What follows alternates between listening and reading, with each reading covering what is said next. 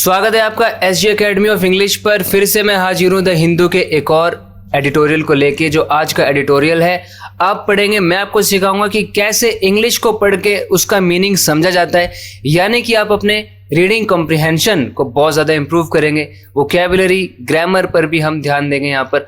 तो वीडियो को एंड तक देखिए, आप बहुत कुछ सीखेंगे। जो चीज़ सीखने में लोग महीनों लगा देते हैं, आप यहाँ पर कुछ मिनट्स में सीख जाएंगे। मिनट्स में। देखो शुरू करते हैं। कॉन्क्रीट फीवर, बुखार, वो भी कॉन्क्रीट वाला। अब क्या होता है कि शहरों में सड़कें कॉन्क्रीट की बनी हुई है और ये कॉन्क्रीट की वजह से हीट ट्रैप हो जाती है, गर्मी वहीं फंस के रह जाती है और बहुत गर्मी बढ़ रही है इसकी वजह से। ओवरऑल कॉन्क्रीट का फीवर है। इंडिया मस्ट मैंडेट, इंडिया को मैंडेट कर देना चाहिए ग्रीन कवर को एंड रिफ्लेक्टिव मटेरियल्स को अपनी सिटीज के लिए। अब यहाँ पे मैंडेट का क्या मतलब है? मैंडेट का मतलब होता है किसी चीज को जरूरी बना देना, किसी चीज के लिए कह देना कि ये तो कंपलसरी है, ये तो होना ही चाहिए, ये जरूरी है। जैसे गवर्नमेंट ने सीट बेल्ट के यूज को मैंडेट कर दिया। The government mandated the use of seat belts. Schools को मैंडेट किया गया कि उनको गाइडलाइंस जरूर फॉलो करनी है। The schools were mandated to follow the new guidelines. तो इंडिया को मैंडेट कर देना चाहिए, यानी इंडिया को ना जरूरी बना देना चाहिए। क्या चीज जरूरी बना देनी चाहिए इंडिया को? Green cover. ग्रीन कवर बोलने का मतलब है कि पेड़ ज्यादा से ज्यादा उगाने चाहिए, ट्रीज को प्लांट करना ना जरूरी होना चाहिए। And reflective materials, reflective materials को भी मैंडेट कर देना चाहिए, यानी ऐसा मटेरियल जो सनलाइट को रिफ्लेक्ट करे। सनलाइट आए, उस पर पड़े, रिफ्लेक्ट हो जाए, वापस चले जाए, वहां पे हीट ट्रैप ना हो। ऐसे मटेरियल्स का यूज होना चाहिए रोड बनने के लिए, बिल्ड करने के लिए। जो बिल्डिंग मटेरियल जो होता है वो रिफ्लेक्टिव होना चाहिए। वो भी किस लिए? फॉर इट्स सिटीज, उसके शहरों के लिए। किसके शहर? इंडिया के शहर। अब यहाँ पे सब्जेक्ट है इंडिया, वर्ब है मस्ट, मॉडल वर्ब ऑब्वियसली, और मेन वर्ब है मैंडेट। मैंडेट का ऑब्जेक्ट है ग्रीन कवर और दूसरा ऑब्जेक्ट है रिफ्लेक्टिव मटेरियल। ग्रीन कवर और रिफ्लेक्टिव मटेरियल, ये दोनों चीजें मैंडेट होनी चाहिए। और किस लिए? पर्पस बताने के लिए फॉर प्रेपोजिशन आ गई। फॉर का ऑब्जेक्ट है cities.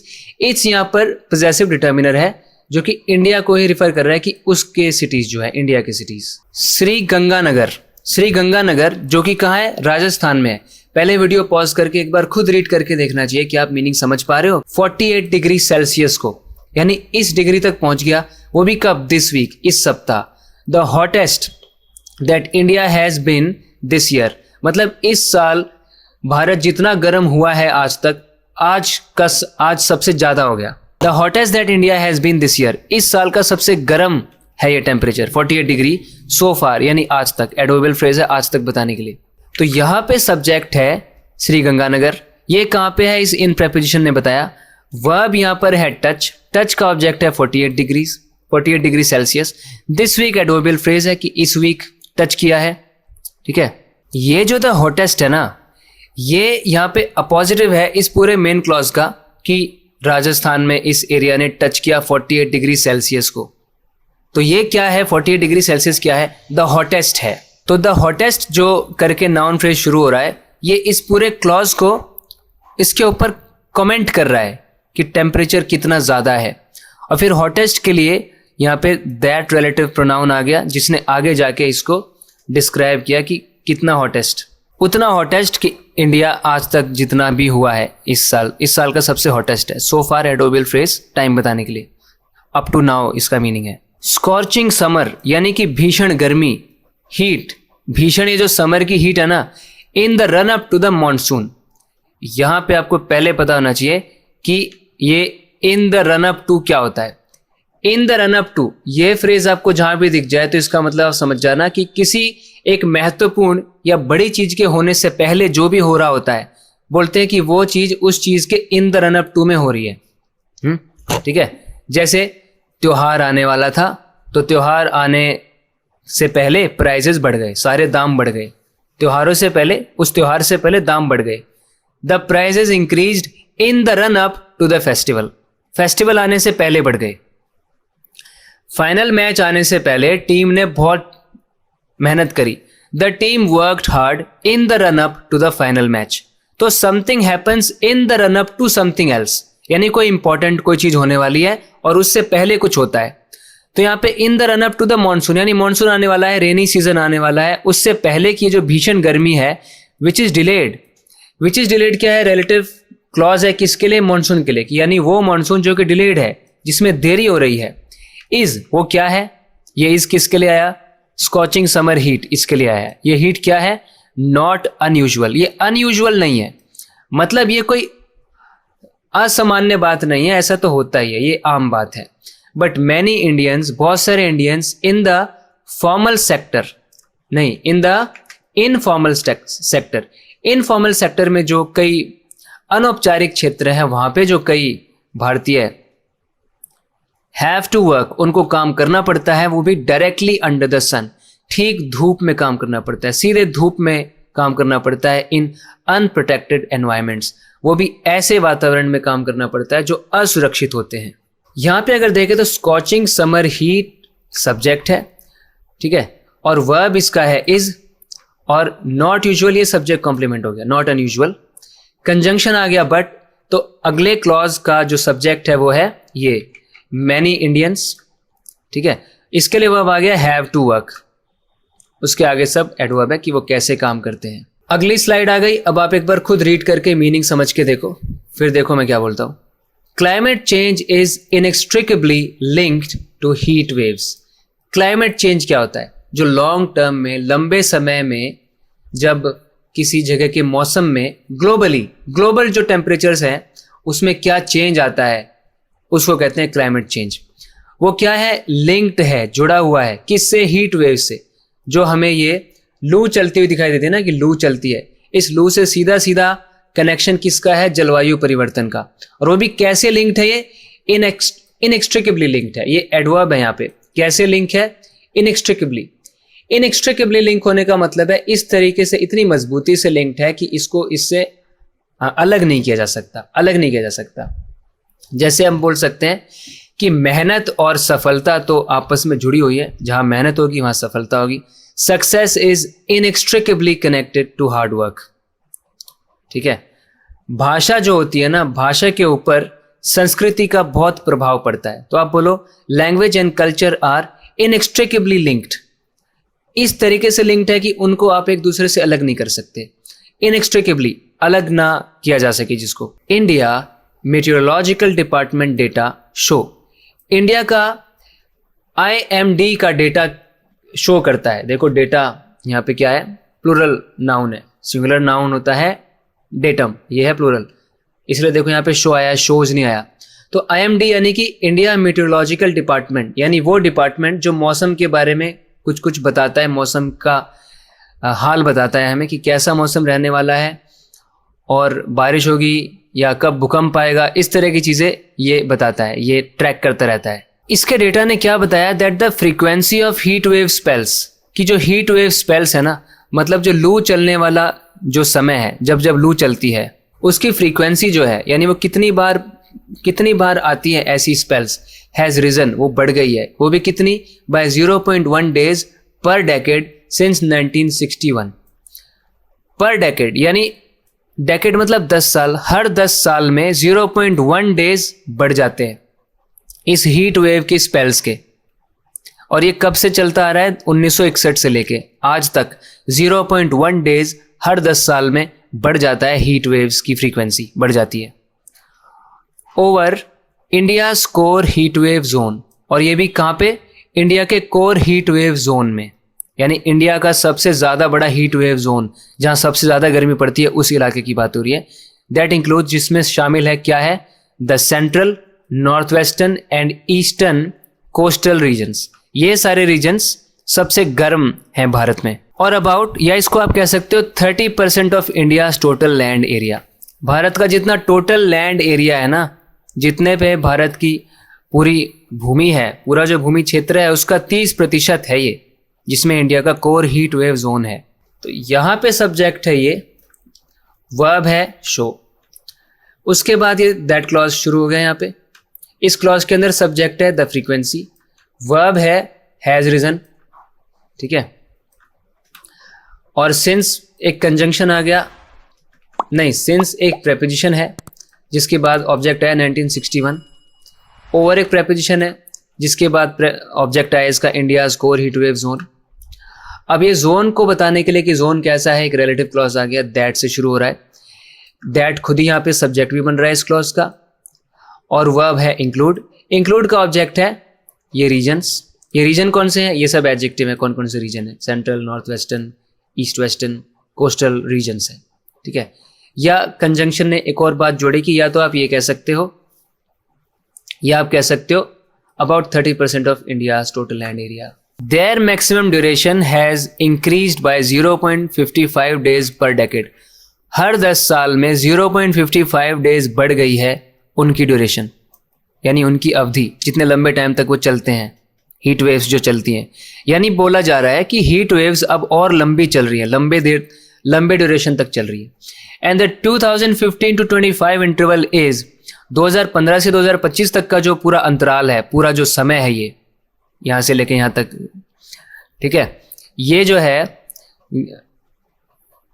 According to the world meteorological organization, इस ऑर्गेनाइजेशन जो कि गवर्नमेंट एजेंसी है, वेदर के बारे में आपको फोरकास्ट देती है, द वार्मेस्ट 11 ईयर स्ट्रेच, ये सबसे गर्म 11 साल का अंतराल है। सिंस, वो भी कब से लेके रिकॉर्ड्स बिगिन, जब रिकॉर्ड हमने करना शुरू किया था, जब से रिकॉर्डिंग हो रही है हीट वेव्स की, कितनी गर्मी है ये सब देखा जा रहा है, तब से लेके आज तक सबसे गर्म 11 साल का लंबा ये अंतराल है, 11 साल का काल है। But the emissions that produced these numbers, लेकिन वो एमिशंस, अब एमिशंस क्या होते हैं, एमिशन की वजह से ही तो ग्लोबल वार्मिंग होती है, बहुत बड़ा इनका योगदान है ग्लोबल वार्मिंग पर। मतलब जितनी भी तरह की जहाँ जहाँ पे गैस, हीट, रेडिएशन जो निकलती है वो एटमॉस्फेयर में जाती है, एनवायरनमेंट में जाती है, जिसकी वजह से ग्लोबल वार्मिंग होती है, तापमान दिन पर दिन बढ़ता जाता है, ठीक है, क्लाइमेट चेंज होता है। तो ये जो एमिशंस है, जिन्होंने ये नंबर्स प्रोड्यूस किए हैं, जो नंबर आप देख रहे हो कि कितना ज़्यादा ये हीट वेव सब टिक रही है, are only the proximate villain. ये तो सिर्फ प्रॉक्सिमेट विलन है। ये जो एमिशंस की आप बुराई करते हो ना कि एमिशंस की वजह से हो रहा है, कि जितनी गैस, कार्बन एमिशन हो रहा है, व्हीकल एमिशन हो रहे हैं, इंडस्ट्रियल एमिशन जितने प्रकार के हो रहे हैं, ये तो आपको सीधा सीधा डायरेक्ट कॉज दिखता है इसका, ये तो सीधा सीधा सामने आपको विलन दिखाई देता है। प्रॉक्सिमेट विलन आप उसको बोलते हो जो सीधा सीधा आपको दिखाई देता है कि हाँ इसकी वजह से हो रहा है, आप सीधा आसानी से बोल सकते हो कि इसका कारण ये है। ये बोलने का ना इनडायरेक्टली ये मतलब होता है कि इसके और भी फैक्टर्स हैं, और भी रीजन है जो शायद हमें पता नहीं है, लेकिन प्रॉक्सिमेट विलन तो यही है, प्रॉक्सिमेट सबसे नजदीकी villain. What makes India's heat uniquely lethal is not the atmosphere alone. वो चीज़ जो इंडिया की हीट को यूनिकली लीथल बना देती है। लीथल का मतलब ऐसी चीज़ जो जान ले सके। लीथल, कोई वेपन अगर लीथल है मतलब वो हथियार जानलेवा है, जान ले सकता है वो। सांप का जहर घातक होता है मतलब लीथल होता है, तो ऐसे आपको लीथल यूज़ करना है। तो इंडिया की हीट, भारत के गर्मी को लीथल कौन बनाता है? Is not the atmosphere alone. उसको लीथल बनाने वाला सिर्फ एटमॉस्फेयर ही नहीं है अकेला, सिर्फ वायुमंडल को दोष नहीं दे सकते। देखो एक क्लेफ्ट जैसी कंस्ट्रक्शन हो गई यहाँ पे। सेंटेंस का सब्जेक्ट यहाँ पर ये पूरा यहाँ से लेके यहाँ तक, व्हाट मेक्स, जो चीज इंडिया की हीट को लीथल बनाती है वो एटमॉस्फेयर नहीं है। कॉम्प्लीमेंट यहाँ पे बन रहा है एटमॉस्फेयर। अलोन एडवर्ब है बस उसको फोकस करने के लिए कि अकेला एटमॉस्फेयर नहीं है। वर्ब यहाँ पर इज है, नॉट उसको नेगेट करने वाला एडवर्ब है और द अदर आर्टिकल है। जैसे what I need is not time, मुझे टाइम नहीं चाहिए, या तो मैं इसको सीधा बोलता आई डोंट नीड टाइम, लेकिन मैंने ऐसे बोला what I need is not time. ये करने से मैं ना थोड़ा सस्पेंस क्रिएट कर पाता हूँ। ये बोलने का ना थोड़ा और इंटरेस्टिंग तरीका होता है कि मुझे क्या चाहिए पता है, मुझे जिस चीज़ की ज़रूरत है वो टाइम नहीं है। What I need is not time, what I need is money, मुझे जो चाहिए वो है पैसा। तो ऐसे आपने जो देखा ना वैसे यहाँ पे है, what makes India's heat uniquely lethal is not the atmosphere alone. Urban heat islands, urban heat islands जो है ना, अब ये अर्बन हीट आइलैंड्स पता है किसको बोलते हैं?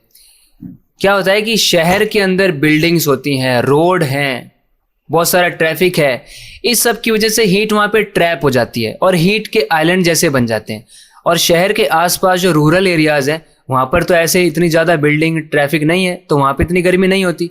तो शहरों के अंदर हीट के आइलैंड से बन जाते हैं, ठीक है। तो अर्बन हीट आइलैंड जो है कहाँ पे, अक्रॉस इंडियन सिटीज़, मतलब सारे ही भारत के शहरों में नाउ रन, अब ये चलते हैं 2 degree Celsius to 10 degree Celsius hotter than their surrounding rural areas. उनके आसपास के जो ग्रामीण इलाके हैं उससे 2 से 10 डिग्री तक ये ज़्यादा गर्म होते हैं। The difference manufactured by concrete, asphalt, the butchering of tree cover and the waste heat exhaled by the thousands of air conditioners cooling offices। अब यहाँ पे देखो, ये जो डिफरेंस आपने देखा ना कि जो शहर है वो 2 से 10 डिग्री तक ज़्यादा गर्म होते हैं अपने आसपास के ग्रामीण क्षेत्रों से। ये जो अंतर है ये इसको किसने मैन्युफैक्चर किया है? देखो डिफरेंस के बाद मैन्युफैक्चर्ड पास्ट पार्टिसिपल आ गया, बता रहा है कि डिफरेंस कैसा है, डिफरेंस को मैन्युफैक्चर किसने किया है, मतलब ये अंतर कैसे आया है, कैसे आता है, ये अंतर कैसे पैदा होता है? कंक्रीट की वजह से, एसफॉल्ट की वजह से। एसफॉल्ट क्या है? ये डामर जैसे कहते हैं, मटेरियल है, स्टिकी सब्सटेंस है जो रोड बनने में इस्तेमाल होता है। The butchering of tree cover, tree cover का जो बुचरिंग हो रही है, मतलब पेड़ों को जो काटा जा रहा है उसकी बात हो रही है। एंड द वेस्ट हीट, और जो वेस्ट हीट है, बहुत ज़्यादा गर्मी जो निकलती है वो भी वेस्ट हीट। एक्सहेल मतलब सांस छोड़ना होता है, यहाँ पे ये हवा कौन छोड़ रहा है? ये वेस्ट हीट को कौन छोड़ रहा है, मतलब बहुत ज़्यादा गर्मी को कौन छोड़ रहा है? By the thousands of air conditioners, हज़ारों एसी जो चल रहे हैं जो कि ठंडा कर रहे हैं ऑफिसेस को, उन ऑफिस में चलने वाले हज़ारों एसी के द्वारा एक्सहेल करी हुई जो वेस्ट हीट है, और पेड़ों की कटाई है, एसफॉल्ट है, कंक्रीट है, इन सब की वजह से ये अंतर आपको देखने को मिलता है। 2 डिग्री से 10 डिग्री जो गर्म है ना शहर, ये। दिल्लीज एवरेज ह्यूमिडिटी, दिल्ली की जो औसत ह्यूमिडिटी है ना, ह्यूमिडिटी का मतलब होता है कि हवा के अंदर, वायुमंडल में, हवा में मौजूद कितने जल वाष्प हैं, यानी वाटर के वेपर हैं, पानी की भाप है, वो होती है ह्यूमिडिटी।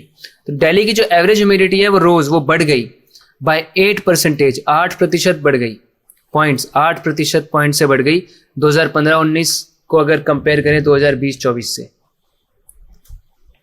और जब ह्यूमिडिटी ज़्यादा होती है एटमॉस्फेयर में तो आपको गर्मी लगने पर जो पसीना आता है वो पसीना सूखता नहीं है, तो और स्टिकी सी फीलिंग आती है। This has a lot to do with an increasingly sealed urban surface than global warming alone. I have a lot to do with you, जैसे हम ऐसे बोलते हैं ना, जैसे I have nothing to do with you, इसका मतलब होता है मेरा तुमसे कोई लेना देना नहीं है। और फिर मैं बोलता हूँ I have a lot to do with them, मतलब मेरा उनसे बहुत लेना देना है, मुझे उनसे बहुत ज़्यादा मतलब है। तो ऐसे ही यहाँ पे कैसे यूज़ किया जा रहा है इसको, कि ये जो चीज़ आप देख रहे हो कि हीट वेव्स बढ़ती जा रही हैं, गर्मी बढ़ती जा रही है, टेम्परेचर्स राइज हो रहे हैं, ह्यूमिडिटी राइज हो रही है, इसका लेना देना बहुत ज़्यादा है। किससे? इंक्रीजिंगली सील्ड अर्बन सरफेस, जो अर्बन सरफेस है वो और भी ज़्यादा सील्ड होता जा रहा है। ग्लोबल वार्मिंग अलोन, सिर्फ ग्लोबल वार्मिंग को आप दोष मत दो। तो अर्बन सरफेस यानी कि शहरों में जो सड़कें हैं, मिट्टी की सड़क तो दिखती नहीं कहीं पे भी, हर जगह कंक्रीट ने कवर कर दिया है, तो ज़मीन ब्रीथ भी नहीं कर पा रही, तो गर्मी बहुत ज़्यादा ट्रैप हो रही है, ये बहुत बड़ा कारण है। This is where the seduction of the technological fix, कि हमें ऐसा ना सिडक्शन होता है। सिडक्शन का मतलब क्या होता है कि कोई चीज़ रिझाती है आपको, ठीक है। सेक्सुअली कोई इंसान किसी दूसरे को सिड्यूस करता है, मतलब उसको रिझाता है, सेक्सुअली अट्रैक्ट करता है। लेकिन सिडक्शन यहाँ पे वो नहीं है ना, यहाँ पे टेक्नोलॉजिकल फिक्स, यानी हमें क्या लगता है, टेक्नोलॉजी लगा के, अपनी तकनीक जो हमने एडवांस हमने उन्नति की है उसका यूज़ करके हम कुछ फिक्स कर देंगे इस प्रॉब्लम को। ये जो हमें होता है ना, आकर्षण होता है हमें, बिकम्स डेंजरस, ये खतरनाक हो जाता है। With an instinct being to reach for more, हमारी एक इंस्टिंक्ट होती है। इंस्टिंक्ट मतलब हमारी आदत है, हमें अंदर से ऐसा होता है कि चलो रीच फॉर मोर, हमें क्या चाहिए, more better and cheaper ACs. चलो गर्मी लग रही है, चलो चलते हैं और सस्ते एसी लेके आते हैं, और ज़्यादा एसी लेके आते हैं, और बेहतर एसी लेके आते हैं। ये जो हमारी इंस्टिंक्ट होती है, कि हम टेक्नोलॉजिकल फिक्स यूज़ कर लेंगे, ये डेंजरस बन जाती है। ये जो सिडक्शन है ना टेक्नोलॉजिकल फिक्स का, ये डेंजरस हो जाती है। वेयर से जो क्लॉज शुरू हो रहा है इसमें सब्जेक्ट है सिडक्शन। सिडक्शन किसका है? ऑफ ने बताया। और सिडक्शन के लिए वर्ब आ गया बिकम्स। डेंजरस आ गया सब्जेक्ट कॉम्प्लीमेंट सिडक्शन के लिए, ठीक है। साथ में क्या होता है? विद ने बताया जो इंस्टिंक्ट है ना, इंस्टिंक्ट क्या होती है? प्रेजेंट पार्टिसिपल बिंग ने बताया क्या होती है इंस्टिंक्ट, कि हम रीच कर लें for more better and cheaper ACs. This might shield the privileged office worker at the expense of the vast majority. तो इससे ना प्रिविलेज्ड यानी बहुत अच्छी किस्मत वाला, जिसकी किस्मत अच्छी है, जो कि प्रिविलेज्ड है, उसको विशेषाधिकार प्राप्त हैं, ऑफिस में जो लोग काम करते हैं वो तो शील्ड हो जाएंगे, यानी उनको तो शील्ड लग जाएगी, वो तो गर्मी से बच गए, वो तो एसी की हवा खा रहे हैं। लेकिन एट द एक्सपेंस ऑफ, किसके नुकसान पे? नुकसान किसको हो रहा है? वास्ट मेजोरिटी को। वास्ट मतलब ज़्यादा, विशाल, बड़ी, मेजोरिटी मतलब ज़्यादातर लोग। मतलब ये बोला जा रहा है कि ज़्यादातर लोग तो एसी अफोर्ड नहीं कर सकते, ज़्यादातर लोग तो ऑफिस में काम नहीं करते हैं।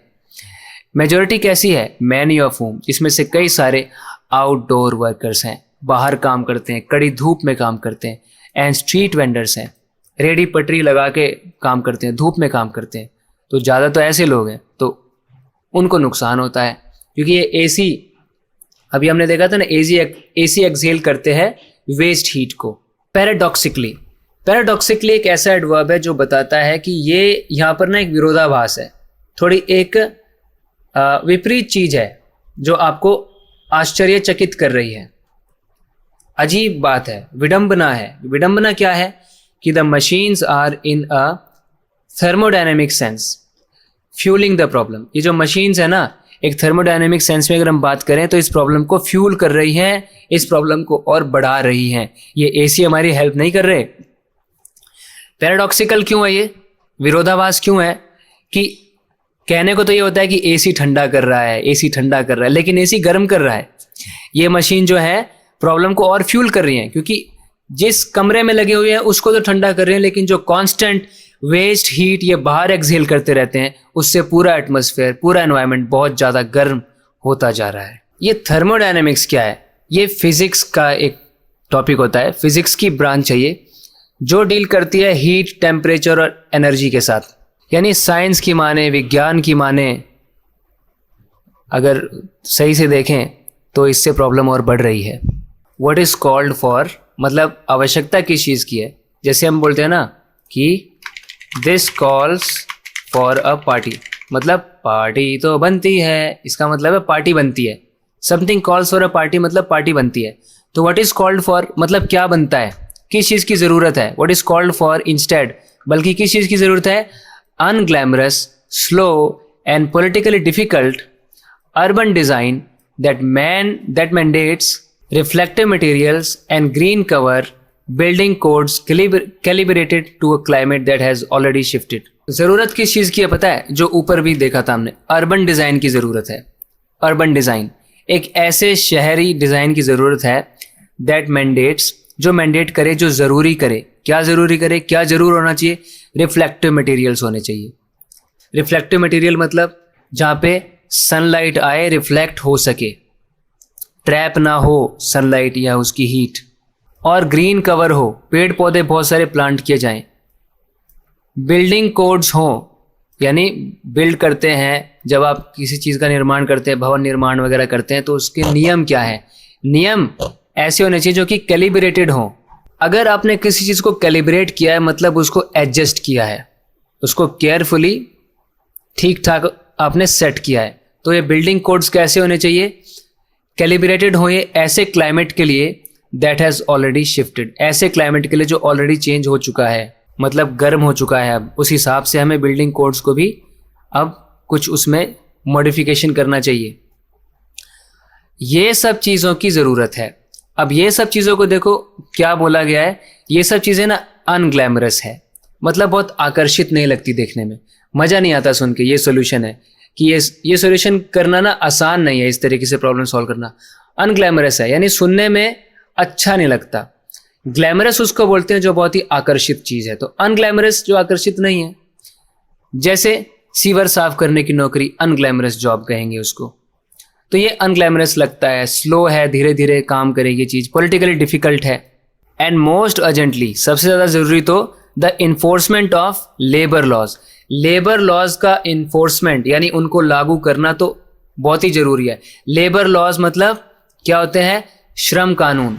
ऐसे कानून जो जितने भी मजदूर हैं, श्रमिक हैं, उनके अधिकार क्या है वो पूरे होने चाहिए, उनके अधिकार उनको मिलने चाहिए, और उनका जो वर्क स्पेस है वो बहुत अच्छा होना चाहिए। उनके लिए वर्किंग आवर्स सही होने चाहिए। ये नहीं कि 15-15 घंटे तक उनको काम कराया जा रहा है। उनकी वर्किंग कंडीशंस अच्छी होनी चाहिए भाई, ऐसा होना चाहिए। तो लेबर लॉज अच्छे होने चाहिए, उन लागू किया जाना चाहिए। दैट ऑलरेडी एग्जिस्ट तो करते हैं, वो पहले से हैं labour laws, but are honoured largely in the breach. लेकिन ये ब्रीच में है। ब्रीच मतलब इनको तोड़ा जा रहा है, इनका उल्लंघन किया जा रहा है। दीज लॉज रिक्वायर एम्प्लॉयर्स, ये लॉ रिक्वायर करते हैं एम्प्लॉयर से। एम्प्लॉयर मतलब बॉस जो काम पे रखता है लोगों को, कि वो स्टॉप करे, वो रोके आउटडोर वर्क को रोके। कब रोके? When the heat index crosses thresholds, जब जो हीट इंडेक्स है, गर्मी मापने के जो यंत्र हैं, जब वो बता दें कि भाई थ्रेशोल्ड क्रॉस हो चुका है, यानी कोई लिमिट, कोई सीमा है कि इतनी गर्मी में आदमी धूप में रह सकता है, वो सीमा क्रॉस हो जाए तो भाई आउटडोर वर्क बंद कर देना चाहिए। That human physiology can not safely absorb, मतलब जब थ्रेशोल्ड आ जाए ना, जब दहलीज आ जाए, जब सीमा क्रॉस हो जाए ह्यूमन फिजियोलॉजी की। ह्यूमन फिजियोलॉजी मतलब कि ह्यूमन की जो बॉडी है वो कितनी क्षमता के साथ गर्मी को बर्दाश्त कर सकती है और सरवाइव कितनी गर्मी में इंसान कर सकता है, उसके थ्रेशोल्ड क्रॉस होने के बाद आउटडोर वर्क बंद हो जाना चाहिए। India has not yet had a serious national conversation, लेकिन भारत ने अभी तक कोई एक सीरियस नेशनल लेवल पे, राष्ट्रीय लेवल पे कोई कॉन्वर्सेशन नहीं किया है, बातचीत नहीं की है। अबाउट बजट हेड्स को लेके। बजट हेड्स मतलब जो आप अलग अलग कैटेगरी बना देते हो कि थोड़ा पैसा यहाँ डालेंगे, थोड़ा पैसा यहाँ खर्च करेंगे, थोड़ा यहाँ करेंगे। तो बजट हेड्स ही नहीं बनाए हैं हीट मैनेजमेंट के लिए, कुछ बजट्स ही नहीं बनाए हैं अभी तक। तो ये था आज के वीडियो में। इसी तरह डीपली इंग्लिश को सीखते समझते और प्रैक्टिस करते रहने के लिए इस चैनल को सब्सक्राइब ज़रूर करें। बात होगी अगले वीडियो लेसन में। अपना ख्याल रखें। Take care, bye.